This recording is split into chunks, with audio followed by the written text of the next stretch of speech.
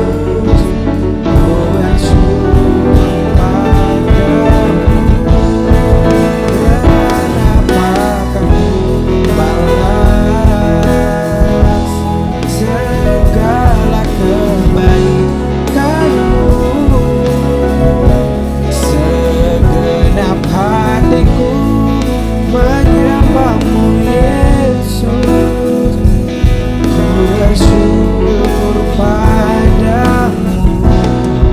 Dengan apa akan ku balas segala kebaikanmu?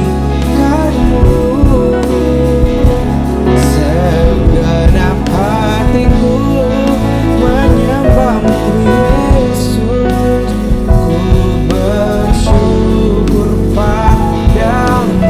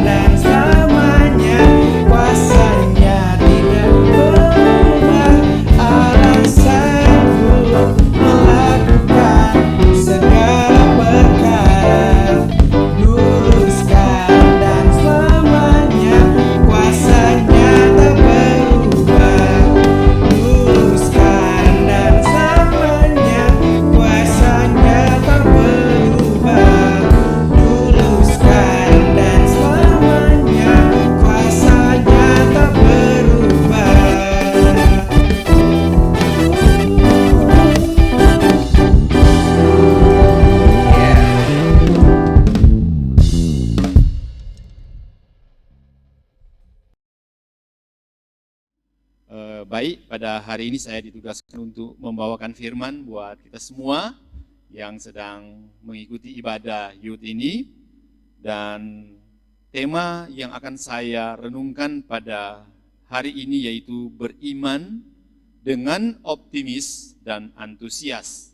Ya, terdapat di dalam Yosua 1 ayat 1 sampai 9. Baik, rekan-rekan muda yang dikasihi Tuhan, sebelum kita masuk di dalam pendalaman firman Tuhan ini, mari kita satu di dalam doa, kita berdoa.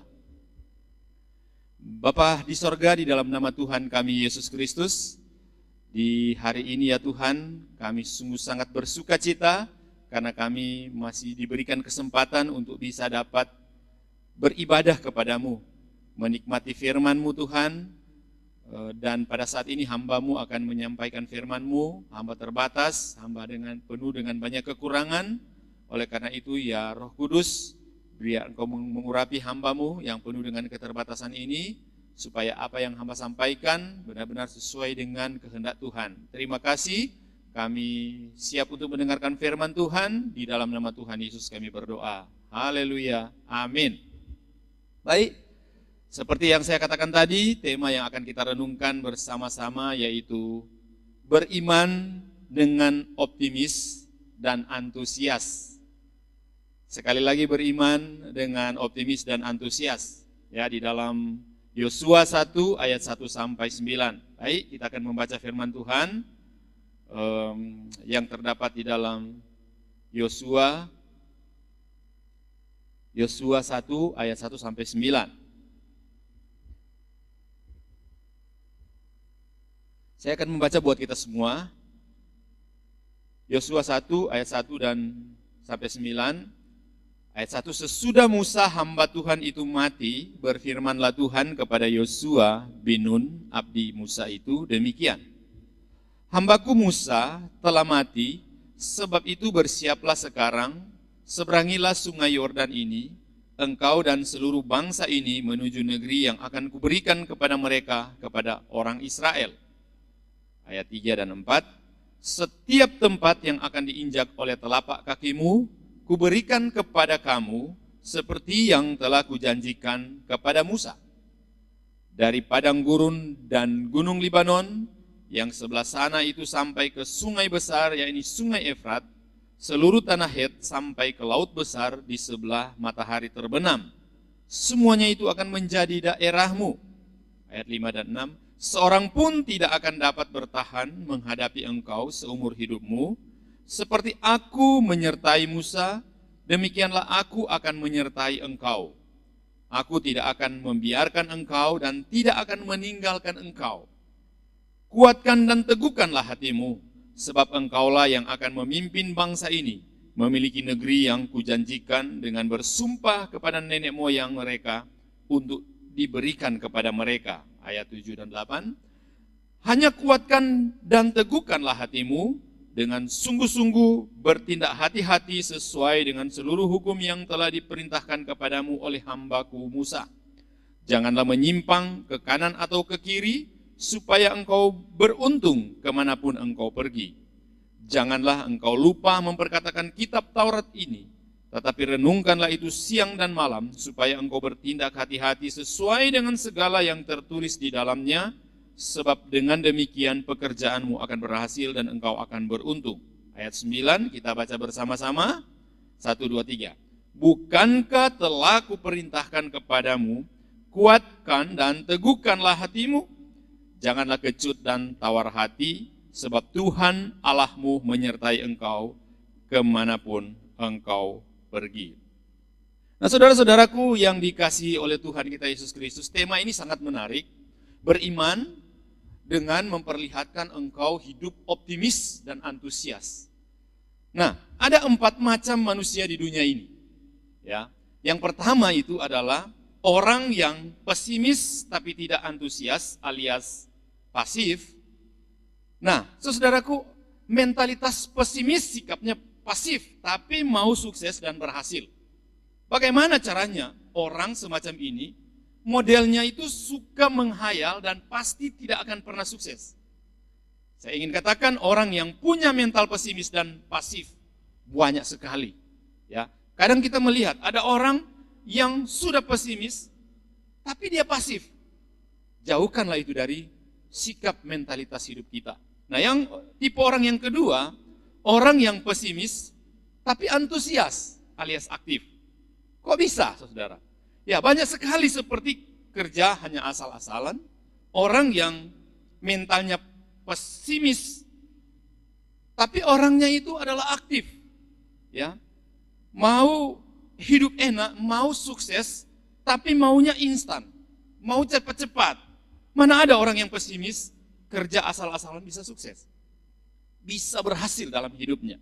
Ya, kalau kita tidak memberi yang terbaik, kita tidak akan mendapat yang terbaik. Jadi tipe orang yang kedua ini jangan ada di dalam hidup kita. Ya, orang yang pesimis, tapi antusias alias aktif. Jadi di mana-mana dia kerja keras selalu mengeluh. Ini tipikal orang yang kedua. Tipikal orang yang ketiga adalah orang yang optimis tapi antusias. Ya, orang optimis tapi tidak antusias alias pasif. Ya, sudah optimis, ya positif optimis, tapi dia hidupnya pasif.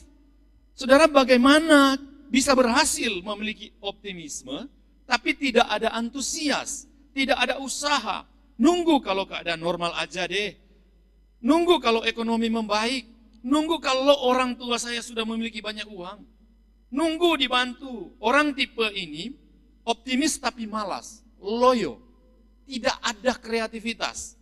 Jadi orang tipikal yang kedua sudah optimis, hidupnya penuh dengan optimis, tapi pasif, mau menunggu sesuatu kalau sudah normal, apalagi pandemi seperti ini. Kalau dia optimis, tetapi dia tidak ada sikap aktif, tentunya berhikmat, maka dia tidak akan pernah berhasil dalam hidup ini. Tentunya dibarengi dengan iman. Maka tipikal mentalitas yang ketiga, orang yang ketiga ini dibuang, jangan ada pada kita. Nah, tipikal orang yang keempat, yang terbaik itu, dan ini yang keempat, yang akan kita renungkan bersama-sama. Ya, orang yang memiliki mentalitas optimis, sekaligus dia memiliki mentalitas antusias. Memiliki antusias tinggi, alias aktif. Ya, begitu bangun pagi dia berdoa, minta pertolongan Tuhan. Dia memiliki iman pada hari ini, ada kesempatan dari Tuhan untuk saya berhasil. Dia optimis dengan hidupnya. Kalau ada halangan dan rintangan, dia mampu. Karena ia memiliki mentalitas optimis dan aktif, antusias, memiliki terobosan-terobosan, mampu menghadapi kesulitan, halangan, rintangan, dan cobaan. Ia terus beriman bahwa apa yang saya kerjakan pasti diberkati Tuhan. Pasti orang tipikal yang keempat ini, dia akan berhasil dalam hidupnya. Kenapa? Karena dia memiliki iman yang besar kepada Tuhan, dengan ditunjukkan optimis dan antusias, aktif, selalu mengerjakan segala sesuatu dengan mengandalkan Tuhan.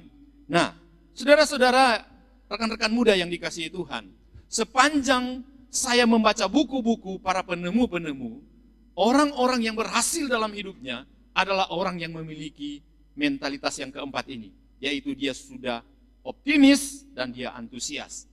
Walaupun dia kadang gagal, tetapi dia terus optimis. Dia tahu bahwa dia akan berhasil di dalam hidupnya.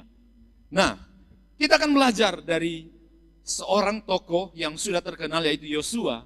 Dia adalah tipikal mentalitas yang keempat yang saya bilang tadi, yaitu dia memiliki mentalitas optimis sekaligus antusias dalam hidupnya. Dia aktif dalam hidupnya, ya. Dia berani. Karena apa?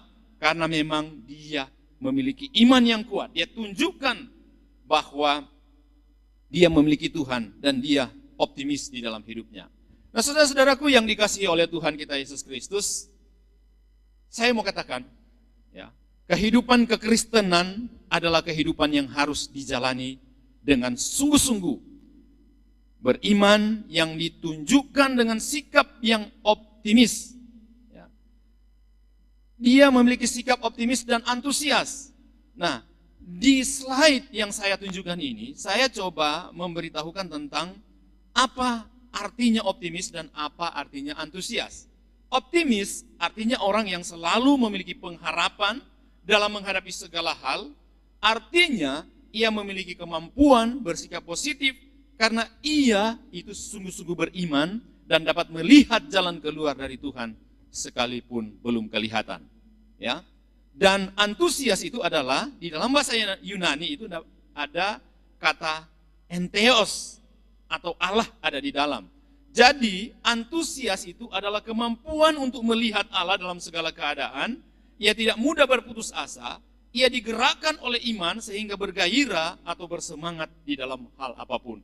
Penuh antusias, aktif karena dia percaya bahwa Allah ada di dalam kehidupannya. Nah, jadi dua kata di atas ini memiliki hubungan yang sangat erat serta memberikan dorongan yang sangat positif bagi rekan-rekan muda sekalian. Kalau saudara memiliki iman, saudara tunjukkan dengan mentalitas yang optimis sekaligus plus dia memiliki mentalitas antusiasme dalam hidupnya, aktif, ya. Jadi iman ditunjukkan dari perbuatan-perbuatan kita. Kita harus berani untuk menjalani hidup ini. Banyak sekali kita yang menyaksikan kegagalan perjalanan kehidupan anak-anak Tuhan. Hanya karena dia kehilangan harapan, kehilangan gairah. Karena melihat situasi dan kondisi sekarang ini, udahlah. Apalagi pengumuman pemerintah kita harus lebih banyak berdiam di rumah karena pandemi COVID-19.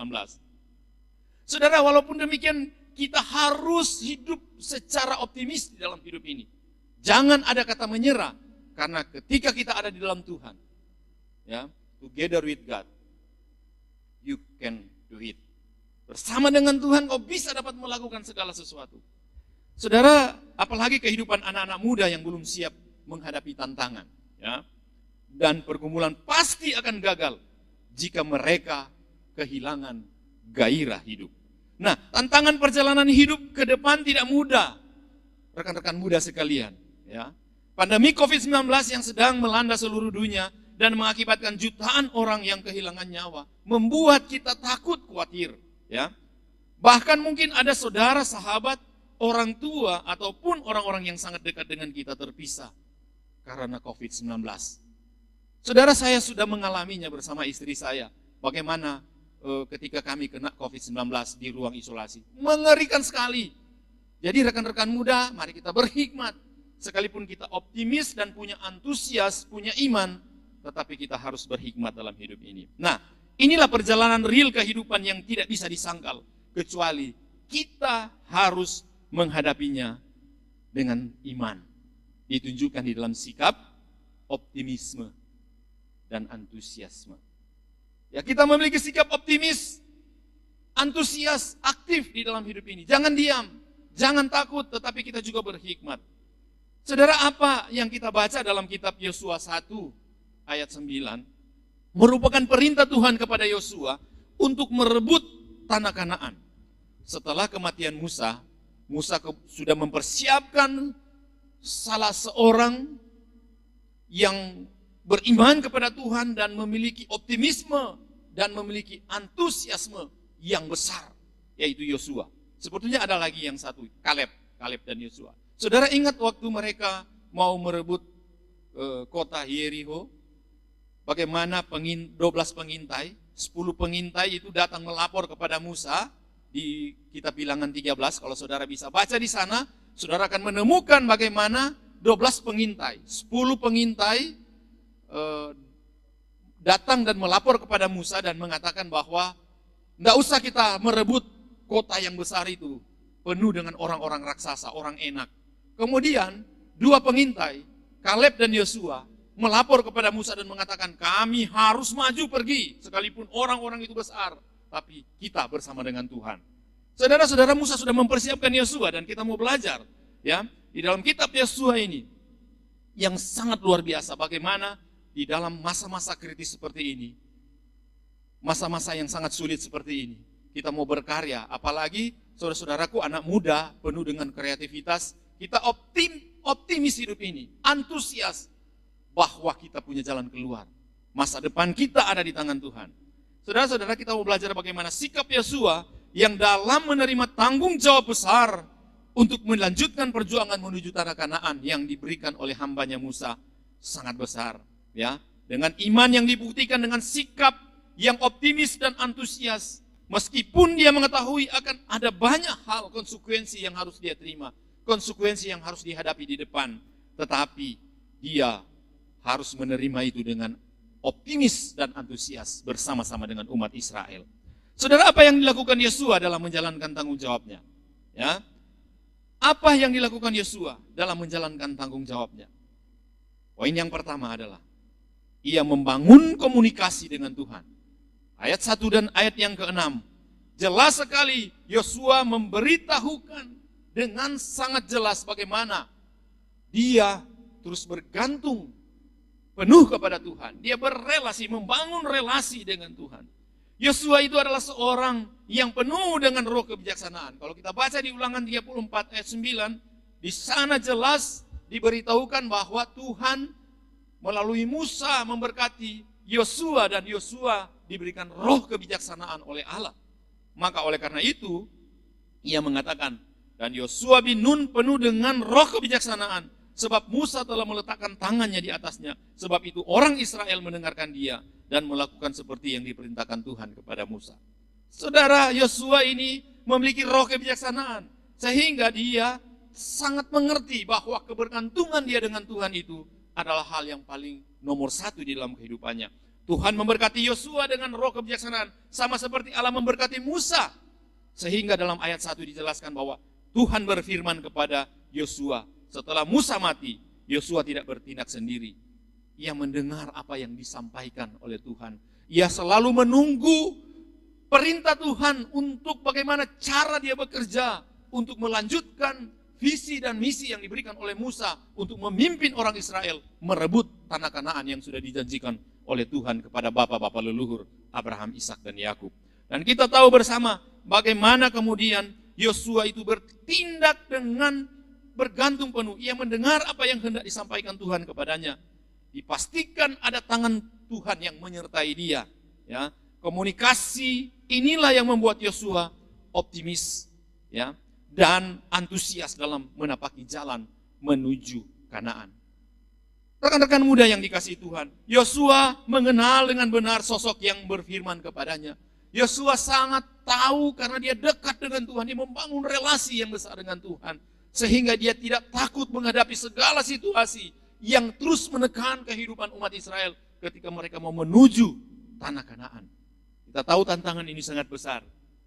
Saudara, kata-kata itu begitu kuat, mengatakan seorang pun tidak akan dapat bertahan menghadap engkau seumur hidupmu. Seperti aku menyertai Musa, demikian aku akan menyertai engkau. Aku tidak akan membiarkan engkau dan tidak akan meninggalkan engkau. Di ayat 5, Yosua sangat mempercayai penyertaan Tuhan kepada dia dalam hidupnya, sehingga ia itu bergairah, dia itu optimis dan antusias di dalam kehidupannya. Teman-teman sekalian, rekan-rekan muda yang dikasihi oleh Tuhan, rahasia untuk membangun sikap optimisme dan antusiasme dalam hidup kita adalah bangunlah keintiman dengan Tuhan, bangunlah relasi dengan Tuhan, dengarkanlah firman-Nya, selalu merenungkan firman Tuhan di pagi hari. Sebelum memulai aktivitas, mari kita berdoa, buatkan saat teduh, dan terus mencari Tuhan, terus mencari relasi dengan Tuhan. Sehingga di dalam menjalani pekerjaan kita di masa-masa pandemik ini, kita terus memiliki optimisme dengan iman yang Tuhan berikan kepada kita. Kita antusiasme bahwa kita orang-orang akan diberkati oleh Tuhan.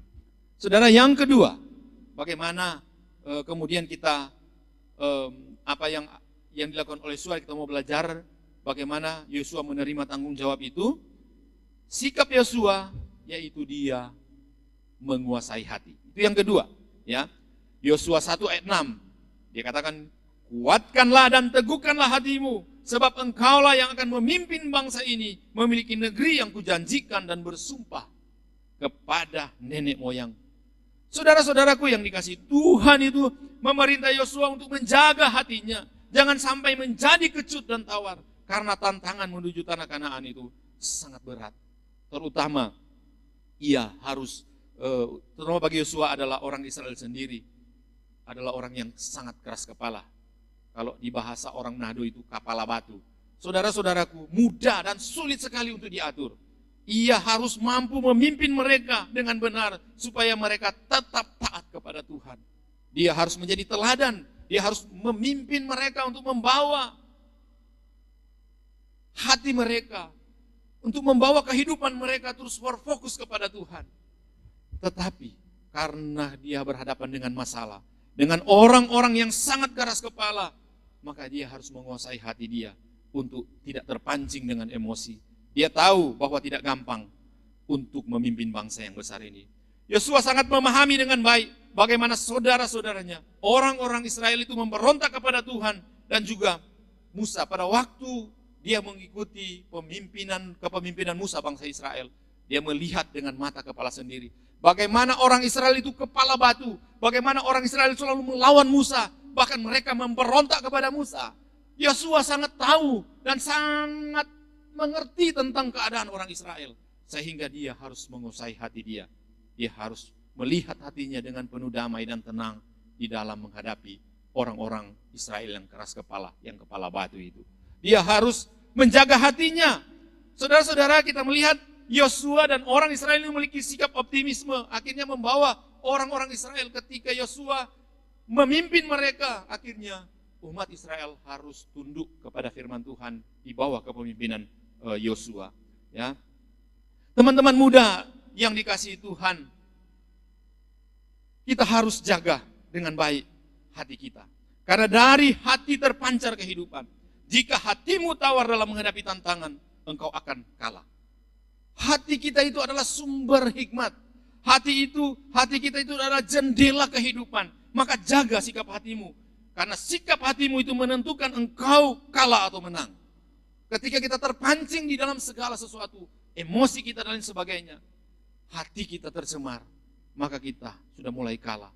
Karena itu berikanlah hatimu kepada Tuhan dan izinkanlah dia bekerja dalam hatimu. Yakinlah Tuhan itu akan bertindak di dalam hidupmu. Hatimu itu benar-benar harus diberikan untuk Tuhan. Yang ketiga, bagaimana Yosua itu menjalankan tanggung jawabnya dia. Kita belajar dari Yosua. Yang ketiga adalah dia menguasai pikiran. Ayat yang ke-8. Saudara, ayat ke-8 mengatakan, janganlah engkau lupa memperkatakan kitab Taurat ini, tetapi renungkanlah itu siang dan malam, supaya engkau bertindak hati-hati sesuai dengan segala yang tertulis di dalamnya. Sebab dengan demikian perjalananmu akan berhasil dan engkau akan beruntung. Kalau hati kita benar, maka pikiran kita juga benar. Ya. Oleh karena itu hati dan pikiran harus berjalan bersama di dalam mengiringi kehidupan ini dengan iman kita kepada Tuhan. Maka Tuhan mengatakan jangan lupa memperkatakan kitab Taurat ini. Kata memperkatakan kitab Taurat ini adalah keluar dari hati dan pikiran kita untuk selalu menjaga segala sesuatu supaya tidak terkontaminasi dengan hal-hal yang sifat duniawi. Sehingga dia mengatakan untuk menjaga hatinya, menjaga pikirannya. Maka Tuhan mengatakan ini dengan hati-hati, dengan sangat tegas kepada Yosua. Kecenderungan manusia itu salah satunya adalah lupa. Sebagai seorang muda seharusnya dia memiliki kreativitas, dia memiliki daya ingat yang besar, ya. Tetapi melupakan firman Tuhan itu sangat berbahaya. Oleh karena itu saudaraku, maka firman Tuhan mengatakan janganlah engkau lupa memperkatakan firman Tuhan itu siang dan malam. Berarti kita harus selalu ingat akan firman Tuhan. Jangan lupa untuk mengingat bahwa firman Tuhan itu adalah hal yang paling berguna di dalam membangun iman kita, menjadi orang-orang yang selalu berpikir positif. Karena ketika firman tidak lagi menguasai pikiran kita, maka mudah sekali bagi pikiran jahat merasuki kita, dan hal itu akan mendorong kita melakukan dosa. Jadi rahasia menjaga pikiran agar tetap optimis adalah membaca dan merenungkan firman Tuhan itu siang dan malam. Kalau Tuhan mengingatkan Musa, maka lewat renungan ini pun kita diingatkan oleh Tuhan supaya kita jangan lupa memperkatakan firman Tuhan itu dimanapun kita berada. Ingat kebenaran Tuhan itu yang menjadi rule di dalam seluruh kehidupan kita, patrol di dalam kehidupan kita. Yang keempat, yang terakhir, kuasailah tindakan kita. Saudara, dikatakan jangan lupa memperkatakan kitab Taurat di ayat yang ke-8, ayat yang sama, tetapi renungkanlah itu siang dan malam supaya engkau bertindak hati-hati sesuai dengan segala yang tertulis di dalamnya. sebab dengan demikian perjalananmu akan berhasil dan engkau akan beruntung. Saudara, Tuhan berfirman kepada Yosua, bertindaklah hati-hati sesuai dengan segala yang tertulis di dalam kitab Taurat. Tindakan berhubungan dengan semua perilaku dan keputusan yang kita ambil dalam hidup ini. Kita sudah bertindak dapat melibatkan. Kita sudah dapat bertindak dan dapat mengakibatkan kegagalan di dalam seluruh kehidupan kita. Tuhan tidak ingin Yosua bertindak keliru dalam memimpin bangsa Israel menuju tanah Kanaan. Tapi justru Tuhan mengingatkan Yosua dan orang Israel itu berhasil dan beruntung. Itu sebabnya Tuhan memberi rahasianya. Bertindaklah sesuai dengan apa yang tertulis dalam firman Tuhan. Tindakan kita itu keluar dari hati dan pikiran kita. Kalau hati kita baik, pikiran kita benar, sesuai dengan kebenaran firman Tuhan, maka tindakan kita juga pasti akan benar. Nah, teman-teman muda yang dikasihi oleh Tuhan, mungkinkah akhir-akhir ini engkau sedang bertindak sendirian? Mungkinkah engkau hari-hari ini sedang melakukan segala sesuatu berdasarkan keinginanmu sendiri? Engkau sedang bertindak sendirian dan tidak sesuai dengan firman Tuhan. Saudara, lewat firman Tuhan ini, saya mau ingatkan, kita ini tetap berperilaku sesuai dengan standar Tuhan. Jangan mengikuti standar dunia. Ya. Oleh karena itu ingat baik-baik bagaimana Yosua hidup bertanggung jawab di dalam dia mengemban tugas yang diberikan kepada Musa. Saya sudah berikan 4 poin. Yang pertama, membangun komunikasi dengan Tuhan. Yang kedua, kuasai hati. Dan yang ketiga, kuasai pikiran. Dan yang keempat, kuasai tindakan. Nah, optimisme dan antusiasme yang sejati membutuhkan iman yang besar. Itu sebabnya orang optimis dan antusias dapat mengangkat tangannya saat masalah menekan. Ia tidak menyerah, tetapi berkata, Tuhan, inilah waktumu, disinilah engkau mengambil alih. Seperti Yosua, milikilah sikap optimis dan antusias. Milikilah kepekaan untuk mendengarkan suara Tuhan. Jagalah hati, pikiran, dan tindakan.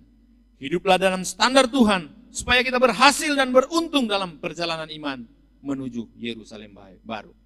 Seperti Yosua, dengan iman dan optimisme serta antusiasme, dengan pertolongan Tuhan, dia dan orang Israel dapat menyeberangi sungai Yordan yang sedang meluap, dan dia serta umat Israel dapat merobohkan tembok kota Yeriko yang sangat kokoh dijaga oleh pasukan yang kuat dan yang mustahil. Kalau orang yang tidak memiliki iman, optimisme dan antusiasme, saya percaya 1000% bahwa tidak akan terjadi apa yang sedang kita saksikan. Bagaimana Yosua bisa memimpin bangsa Israel untuk melewati sungai Yordan, untuk melewati tembok Yeriko dan lain sebagainya. Mustahil. Hanya orang-orang yang memiliki iman yang teguh, yang dikeluarkan di dalam sikap mental optimisme dan antusiasme, yang bisa dapat berhasil di dalam kehidupannya. Dengan iman marilah kita tunjukkan sikap ini, mental optimisme dan antusias. Jangan mudah menyerah dengan keadaan yang sedang kita hadapi. Milikilah kepekaan untuk mendengarkan suara Tuhan. Jagalah hati, pikiran, dan tindakan kita. Pergumulan kita mungkin berbeda dengan Yosua, tetapi Tuhan yang disembah Yosua adalah Tuhan yang sama yang rekan-rekan muda sembah. Saya juga menyembah dia.